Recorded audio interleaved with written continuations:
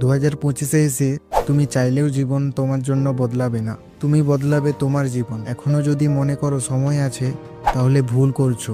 সময় নেই, এখনই শুরু করতে হবে। আমরা এমন 3টি ভুল করছি যা ভবিষ্যতে আমাদেরকে কাঁদাবে।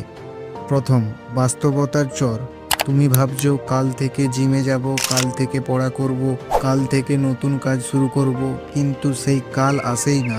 তুমি যতবার কাল বলছো, তোমার প্রতিবন্ধী আজ কাজ করে এগিয়ে যাচ্ছে। মনে রাখো, কঠিন সময় আর ফাঁকা অজুহাত দুটোই চিরকাল থাকবে। প্রশ্ন হলো তুমি কোনটা বেছে নেবে।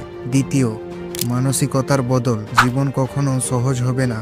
তুমি যদি ভাবো সঠিক সময়ের জন্য অপেক্ষা করব, তাহলে জীবন চলে যাবে অপেক্ষা করতে করতে। সঠিক সময় বানাতে হয়, আর সেটা বানায় শুধু যারা প্রতিদিন একটু একটু করে এগোয়। আজ 1 পৃষ্ঠা বই পড়া, আজ 20 মিনিট এক্সারসাইজ, আজ একটা নতুন স্কিল শেখা। এই ছোট্ট ছোট্ট কাজগুলোই 1 বছরে বিশাল পরিবর্তন আনে। তৃতীয়, অনুপ্রেরণা।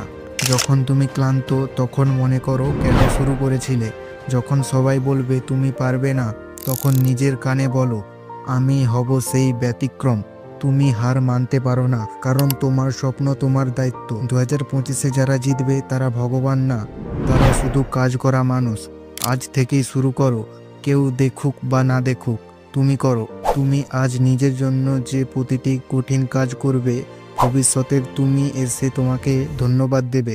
তুমি কি সেই মানুষ হবে যে সুযোগ পেয়ে বসে ছিল, নাকি সেই মানুষ যে সুযোগ তৈরি করেছিল? সিদ্ধান্ত তোমার। শুরু করো এখনই। ভিডিওটি কেমন হলো অবশ্যই কমেন্ট করে জানাবেন।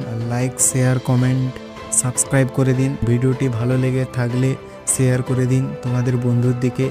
লাইক, সাবস্ক্রাইব করে দিন, যাতে পরের ভিডিওটা আপনাদের কাছে আগে আসে। দেখা হবে পরবর্তী ভিডিওতে।